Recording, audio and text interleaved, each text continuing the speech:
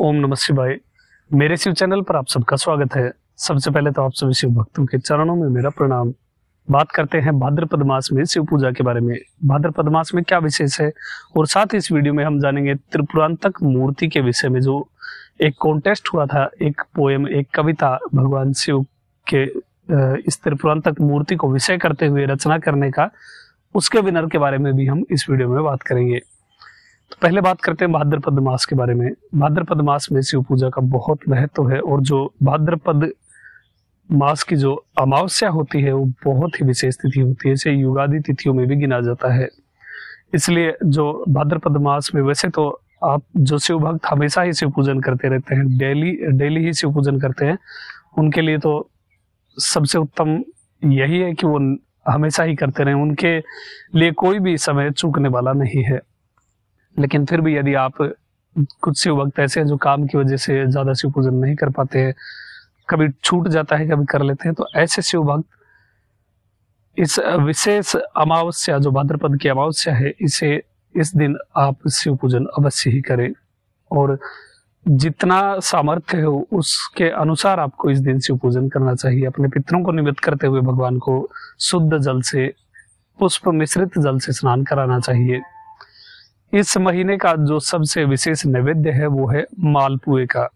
गुड़ से बने हुए मीठे जितने भी प्रकार के व्यंजन आप बना सके, चीनी का प्रयोग ना करें। गुड़ से जितने भी मीठे आप व्यंजन बना सकते हैं वो भगवान के लिए आप इस महीने में बनाएं। मालपुए का इस महीने में सबसे ज्यादा महत्व बताया गया है। जो शिव भक्त भक्ति पूर्वक शिव पूजन करते हैं उनका स्वयं का तो उद्धार होता ही है, उस भक्ति पूर्वक होते हुए शिव पूजन को देखने वाले का भी उद्धार हो जाता है। तो इतनी महिमा है शिवलिंग पूजन की। और आप सभी शिव भक्त इस जीवन का सार समझ करके शिवलिंग की पूजा करें, क्योंकि समय बीतता जाता है, हर क्षण हर पल बीतता जा रहा है, काउंटडाउन शुरू है। इसलिए जितना समय आप शिव पूजा में बिताएंगे उतना ही आपके लिए, आपके कुल के लिए अच्छा होगा। अब बात कर लेते हैं त्रिपुरांतक मूर्ति के बारे में। जो कॉन्टेस्ट हुआ था और आप सभी शिव भक्तों ने प्रयास किया।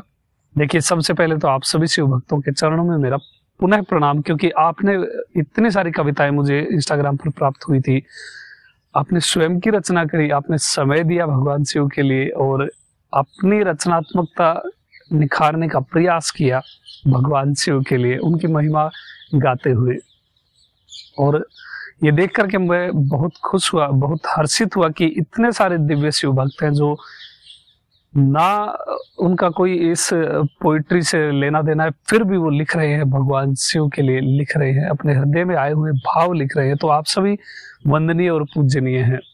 अब बात कर लेते हैं जो विनर हुए हैं उनके बारे में। तो लिमिटेशन मैंने उस समय सेट करी थी उस कविता को रचने के लिए कि 8 लाइनें लिखनी है और पूरी घटना को वर्णित करना है उन 8 लाइनों में, उस 8 लाइन की कविता में। तो उसको देखते हुए मैं केवल 2 ही शिव भक्तों को, जिन्होंने ये रचना करी है, उनको विनर सेलेक्ट कर पाया। क्योंकि बहुत सारे शिव भक्तों ने प्रयास तो किया, किंतु किसी ने 6 लाइन लिखी, किसी ने 7 लाइन लिखी।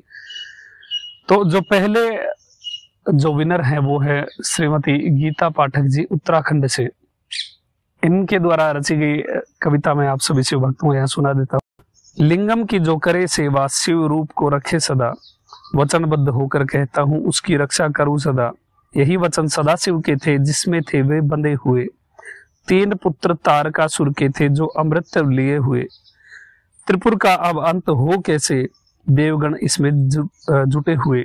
श्री हरि की माया से तब जन्म हुआ माया नर का, उस नर ने तब त्रिपुर में किया दमन शिव भक्ति का। उचित समय की लीला जान, शिव की हुंकार से दमन हुआ त्रिपुर का। देखिए, पूरी घटना को ही इन्होंने इन 8 लाइनों में वर्णित कर दिया। और जहां तक मैं फील कर रहा हूं कि यदि मैं ये 8 लाइन की फाउंडेशन नहीं करता तो ये बहुत विस्तृत और दिव्य कविता की रचना कर सकते थे। इतना सामर्थ्य इनकी कविता में मुझे दिख रहा है। बहुत ही अद्भुत कविता की रचना करी। आपको बहुत बहुत शुभकामनाएं। और अभी आपको चैनल की ओर से कुछ विशेष शिव से संबंधित प्राप्त होगा। दूसरे जो विनर हैं वो दिल्ली से रुद्र जी है। उनके द्वारा रची गई रचना जो कविता है वो मैं आप सभी शिव भक्तों को यहाँ बता देता हूँ। मारने सवारने ये देव शोक उतारने, चले हैं आज महाकाल त्रिपुरासुर को तारने। दे चुके हैं ब्रह्मा, वरना होगा इनका वध सहज। यम भी कैसे पग धरे, जो लिंगम हो स्वयं कवच। देखने ये भारी लीला, सब खड़े कतार में, चले हैं आज महाकाल त्रिपुरासुर को तारने। वेद बने अश्व हैं, बने हैं चक्र सूर्य सोम। विचित्र चित्रपाल की का देख सब स्तब्ध रोम रोम। विष्णु अग्नि वायु आदि सब समाये बाण में, चले हैं आज महाकाल त्रिपुरासुर को तारने। युद्ध से न क्रुद्ध से न कोई रक्तपात से, त्रिपुरासुर का हुआ अंत हुंकार मात्र से। जय जय श्री महाकाल लगे सब पुकारने, चले हैं आज महाकाल त्रिपुरासुर को तारने। करुणामयी की प्रगति करुणा लियो असुर शरण में, त्रिपुरासुर को शामिल की न शिव ने शिव के गण में। कौन ऐसा देव दूजा इस समस्त लोक जग में, नमन है महाकाल को परम पिता चरण में। वैसे तो ये 8 जो लाइनों की बाउंडेशन थी उसके अंतर्गत नहीं आते, किंतु ये बहुत बहुत भाव से और बहुत दिव्य रचना आपने रची, इसलिए आपको भी विनर सेलेक्ट किया जाता है। आपको भी बहुत बहुत शुभकामनाएं, और आपको भी भगवान शिव से संबंधित कुछ विशेष प्राप्त होगा इस चैनल के माध्यम से।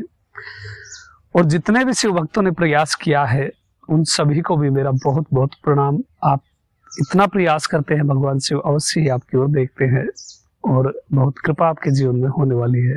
अभी तक के लिए इतना ही। आपका दिन शुभ हो, महादेव कृपा करें। अरुणाचल शिव।